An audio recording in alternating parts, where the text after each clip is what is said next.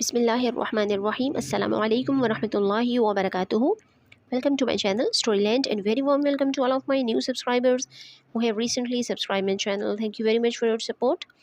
I hope all of you are fine and doing well. I'm your teacher Muhammad, and today we are going to solve the workbook exercise of chapter number 11, The Railway Journey, from New Oxford Modern English Book 3, and it is the third edition of this book. अगर आप मेरे channel पर new है तो make sure कर लें अपने channel को सब्सक्राइब कर लिया है और वीडियो अच्छी लगे तो इसको लाइक भी कर दें. And if you have any comment, query और suggestion related to my content and my niche, you can freely tell me in the comment box below. इस चैप्टर से रिलेटेड और इस बुक से रिलेटेड जितने भी इंपॉर्टेंट और नेसेसरी लिंक्स हैं सभी डिस्क्रिप्शन बॉक्स में प्रोवाइड कर दिए गए हैं, आप चेक कर सकते हैं. चलिए अपना आज का लेक्चर स्टार्ट करते हैं.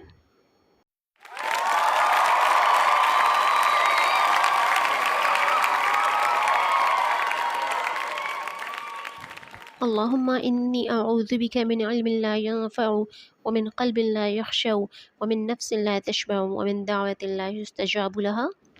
The name of this chapter is The Railway Journey, and first section of exercise is section A, Who did what. Question number 1 is look at the picture. तस्वीर को देखें, read the sentences और जुमलों को पढ़ें. This is a fine picture. एक अच्छी तस्वीर है. Sahir painted it. साहिर ने इसको पेंट किया है. The picture was painted by Sahir. इस तस्वीर को साहिर ने पेंट किया. क्वेश्चन नंबर 2 है हमारे पास. Here are some verbs and 2 sets of pictures. यहाँ पर हमें कुछ वर्ब्स गिवन हैं, यानी वर्किंग वर्ड्स होते हैं जो, वो गिवन है, और कुछ पिक्चर्स के 2 सेट दिए गए हैं, A and B. Use the 2 sets of pictures and the words in the box. इन दोनों जो सेट्स हैं पिक्चर्स के उनको भी यूज़ करना है और जो बॉक्स में वर्ड्स गिवन है उनको भी यूज़ करना है. To make oral sentences of your own.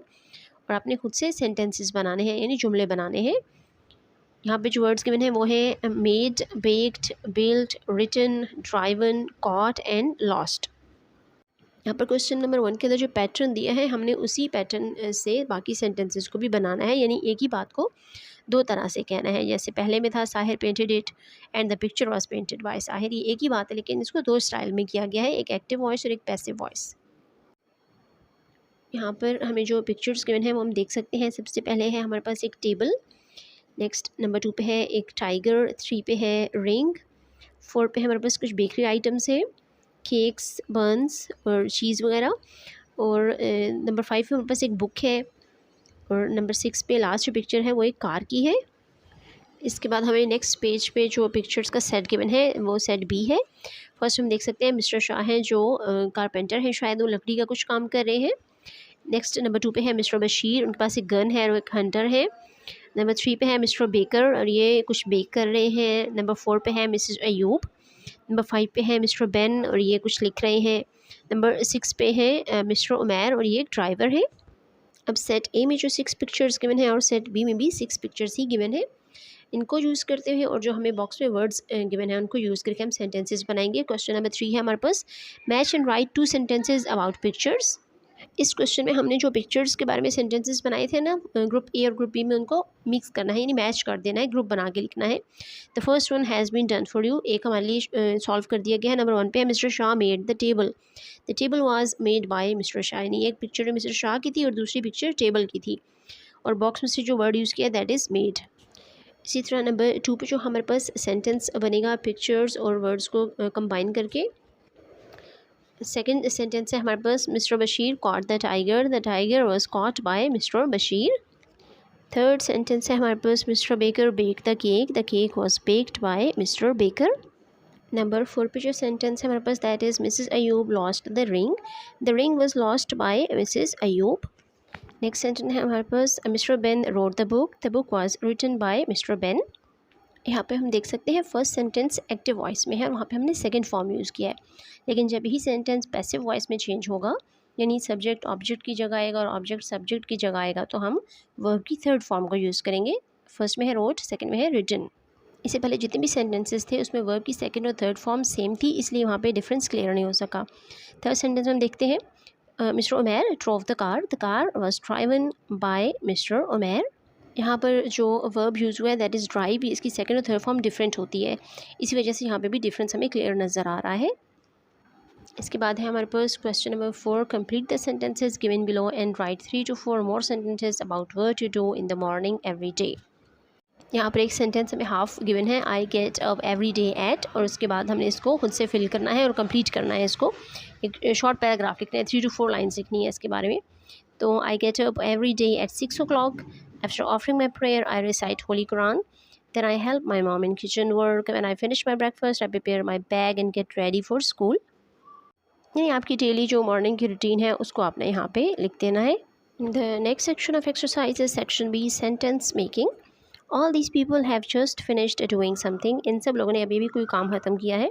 Question number 1 है हमारे पास, write 1 sentence about each picture, हर पिक्चर के बारे में एक सेंटेंस लिखना है।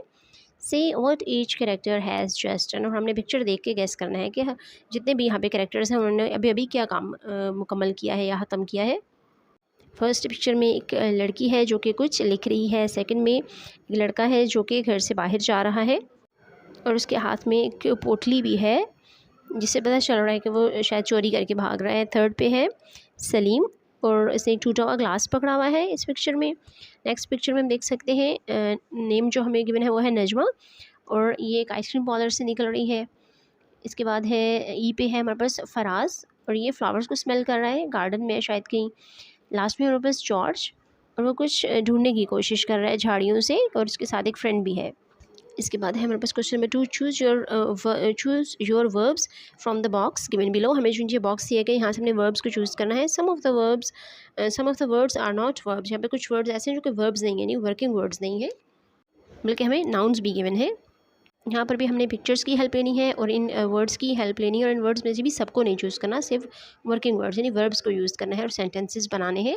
यहाँ पर इन दोनों चीज़ों यानी पिक्चर और वर्ड्स की हेल्प से जो हमने फर्स्ट सेंटेंस बनाया है that is Reema has just written a letter.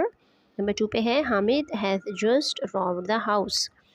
3 है Salim has just broken the glass.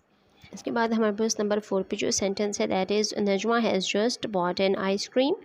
Number 5 पे है Faraz has just picked a flower and 6 है George has just found his friend, यानी उस पिक्चर में वो हाइड एंड सीक खेल रहे थे और जो पीछे बच्चा खड़ा था वो जॉर्ज था और उसने अपने फ्रेंड को ढूंढ लिया था। और यहाँ पे चूँकि सभी सेंटेंसेस में हैज़ का हेल्पिंग वर्ब यूज़ हो रहा है तो उसके साथ हम वर्ब की थर्ड फॉर्म यूज़ करते हैं। The next section of exercise is section C, may और मे नॉट, यानी हमने इन दोनों वर्ड्स को यूज़ करना है। क्वेश्चन नंबर 1 है हमारे पास, चूज़ द करेक्ट ऑप्शन।